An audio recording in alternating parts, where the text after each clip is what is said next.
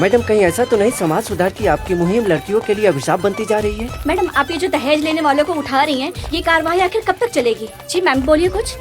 हमने सुना है कि आप अपना पर्सनल फ्रस्ट्रेशन के चलते ये कार्रवाई कर रही हैं, क्योंकि आपकी शादी भी मंडप में ही टूटी थी। नाम क्या है तुम्हारा? लीला। तुम्हारी शादी हो चुकी है लीला? पापा ढूंढ रहे हैं। अच्छा, तो क्या तुमने अभी हाल फिलहाल में अपने पिताजी को ध्यान से देखा है? उनके जूतों को देखा है? उनके बॉडी लैंग्वेज को देखा है? नहीं।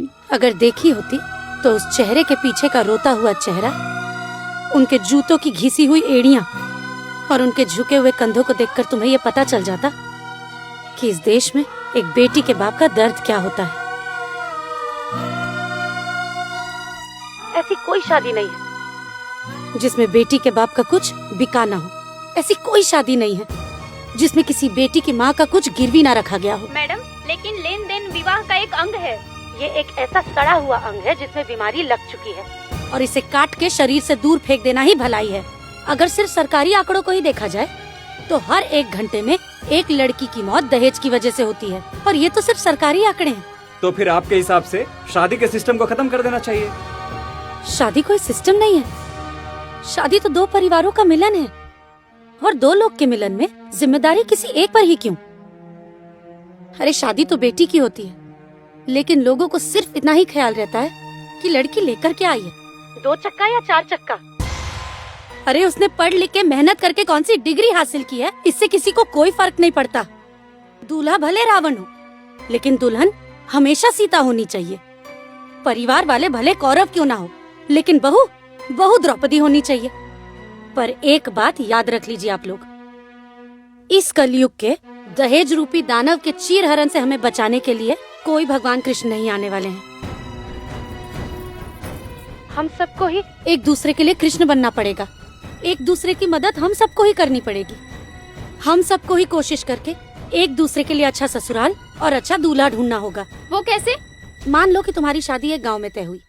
जिस गांव में तुम्हारी शादी तय हुई है, उस गांव की बहन, भाभी, माँ, हर कोई अगर ये जिम्मेदारी उठा ले कि तुम्हें उस दूल्हे की सारी सच्चाई बतानी है, तो क्या तुम्हें शादी में आसानी नहीं होगी?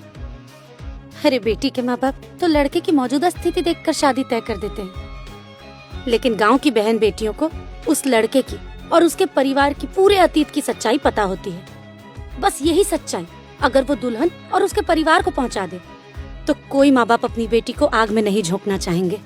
किसकी शादी, कहाँ, किस घर में, हमें कैसे पता चलेगा मैडम? ये डिजिटल इंडिया का टाइम है। इस डिजिटलाइजेशन को अपनी लाइफ सेट करने के लिए इस्तेमाल करना चाहिए, वेस्ट करने के लिए नहीं। आज ही से डीएम ऑफिस के फेसबुक और इंस्टाग्राम के ऑफिशियल पेज से एक कम्युनिटी बनाई जाएगी। दुल्हन ही दहेज है। मेरा आप सब लोगों से भी निवेदन है कि इस न्यूज को जितना हो सके उतना स्प्रेड कीजिए, और हमारे जिला की जितनी लड़कियां हैं, हर कोई उस कम्युनिटी को ज्वाइन करे, और उस कम्युनिटी में जिसकी जहां शादी हो रही है वो सारी डिटेल्स शेयर करें, और साथ ही में दूल्हे की सारी डिटेल्स शेयर करें। फिर उस लड़के के बारे में बाकी कोई भी लड़की जो भी कुछ जानती हो वो डिटेल भी उस कम्युनिटी पर शेयर करें। अगर कोई काम एक आदमी अकेला करता है तो वो सिर्फ काम होता है, लेकिन अगर कोई काम सब लोग मिल के करते हैं तो वो एक आंदोलन बन जाता है, और आंदोलन के बाद ही आती है क्रांति। धन्यवाद। जैसा कि आपने देखा, डीएम विद्या गोपाल ने दुल्हन ही दहेज है मुहिम में सबका साथ मांगा है।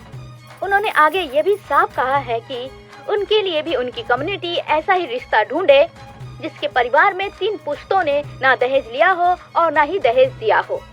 अब हम बहनों को एक दूसरे की मदद करनी है और दुल्हन ही दहेज है कम्युनिटी को ज्वाइन करना है।